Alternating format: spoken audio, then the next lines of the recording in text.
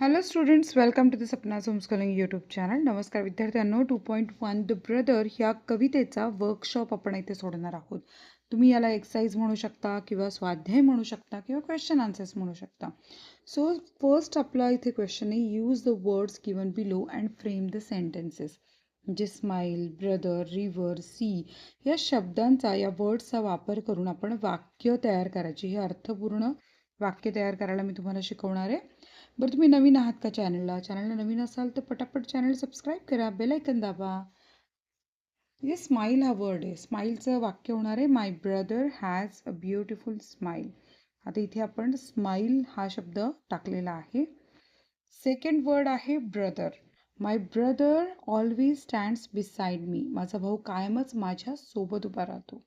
River म्हणजे नदी. The river flows towards the sea. नदी समुद्राच्या दिशेने जाते. सी समुद्र. We enjoyed watching the beautiful sea. आम्हाला सुंदर समुद्र बघायला आवडतो. D discuss and write the answers of the following questions. पहिला प्रश्न आहे, which line do you like the most from the poem, why. या कवितेतली तुम्हाला सर्वात जास्त कोणती ओळ आवडली?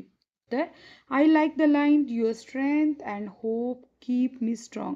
म्हणजे तुझी ताकद आणि तुझी जी आशा आहे ती मला काय करते, जास्त बलवान करते.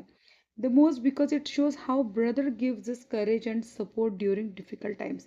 कारण यामधनं कळतं की भाऊ कशा प्रकारे अवघड प्रसंगी मदत करतो, पाठिंबा देतो. सेकंड क्वेश्चन आहे, which qualities of brother are described in the poem. कोणते कोणते गुण इथे दर्शवलेले आहेत कवितेमध्ये? अ ब्रदर इज लव्हिंग, प्रेमळ, केअरिंग, काळजी घेणारा. सपोर्टिव्ह म्हणजे पाठीशी उभा राहणारा. अंडरस्टँडिंग म्हणजे समजून घेणारा.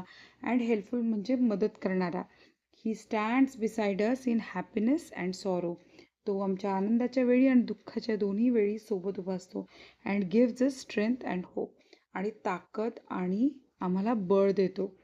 हे बघा, बऱ्याचशा मुली म्हणत असतील आमचा भाऊ काय लहान आहे, तो कुठे काय करतो, किंवा मोठा आहे तो नुसता ओरडत राहतो. पण वास्तविक जेव्हा गरज निर्माण होते तेव्हा भाऊ नक्की उभे राहतात आपल्या पाठीशी. कायम लक्षात ठेवा, किंवा राहतील. जी मुलं ऐकत असेल, तुम्ही तुमच्या बहिणीच्या पाठीशी कायम राहा. आणि बहिणींनी पण भावांच्या सोबत राहायचं आहे. ठीक आहे, आपण आता पुढे बघू. क्वेश्चन ही आहे, कम्प्लीट द फॉलोइंग लाईन्स.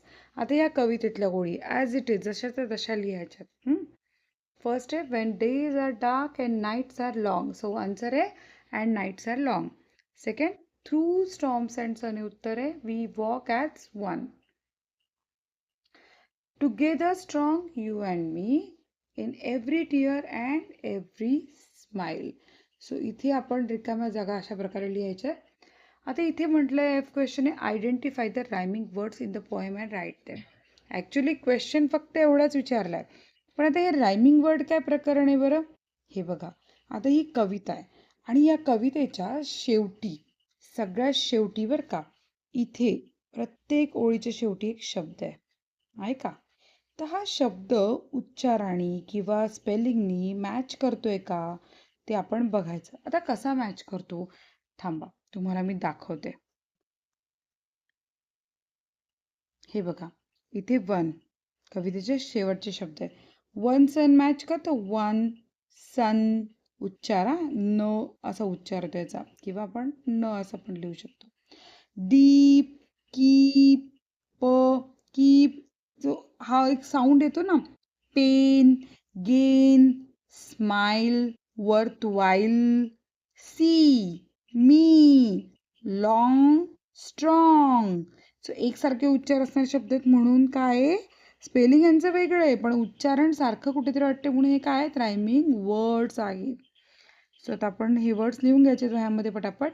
आता पुढचा प्रश्न आहे, identify the rhyming words in the poem. ते लिहिलं आपण. आता इथे सिमिली, स्माईल नाही बरं का, हे आहे सिमिली. सिमिलीचा अर्थ काय आहे बघा. आता इथे समजा जेव्हाही, आता हे वाचूयात आपण आधी वाक्य, मग मी अर्थ नीट सांगते. The moon is like a silver ball. हा चंद्र कसा आहे माहिती का, चंदेरी चेंडू सारखा आहे. Shining bright above us all. आणि आमच्यावर हा कसा आहे, तळपत राहतोय, सारखा प्रकाशत राहतोय. आता चंद्राची तुलना एका चंदेरी बॉल सोबत केली याच्यात. सेकंड आहे, my heart is like happy drum. माझं हृदय ना एखाद्या आनंदी ड्रमसारखं आहे. म्हणजे इथे हृदय, heart is compared with happy drum beating fast when fun has come. आपलं हृदय धडधड धडधड धडधड वाजायला लागतं. म्हणून इथे कवीनं काय म्हटलंय की माझं हृदय कसं आहे एखाद्या आनंदी ड्रमसारखं आहे. जेव्हा खूप मज्जा असते ना तेव्हा ते काय होतं, धडधडायला लागतं. म्हणून ते त्याला हॅपी ड्रम म्हणतात. आता इथे जेव्हा कम्पॅरिझन होतं, तुलना होते, कशामध्ये वेगळ्याच गोष्टी आहे. साधर्म्य आहे का, चंद्र आणि बॉलचं काही साधर्म्य आहे का, सारखेपण आहे का, किंवा हृदय आणि ड्रमचं काही सारखेपण आहे का, नाही आहे ना. पण इथे काहीतरी सारखेपणा शोधलाय आणि तो दाखवण्यासाठी लाईक, ॲज यांचा वापर केलाय. लाईक ॲज काय, लाईक म्हणजे सारखे आणि ॲज म्हणजे पण काय, सेमच, सारखे. तेव्हा लाईक आणि ॲजचा वापर केलाय ना तेव्हा ही सिमिली तयार होतं. ठीक आहे. तर हा अलंकार आहे.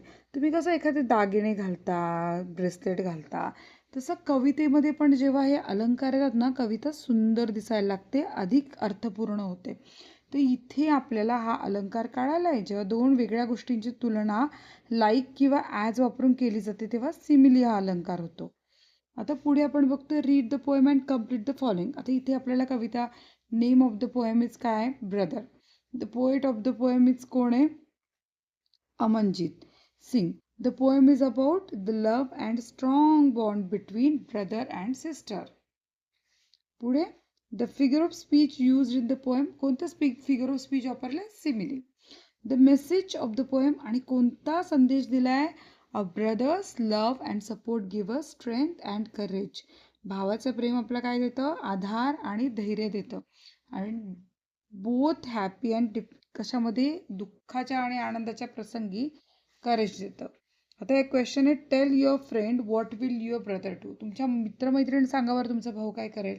If I get first rank in the class, मी वर्गात पहिल्याला तर काय करेल भाऊ, my brother will congratulate me and celebrate my success. तुम्हाला अभिनंदन देईल आणि आनंद साजरा करेल.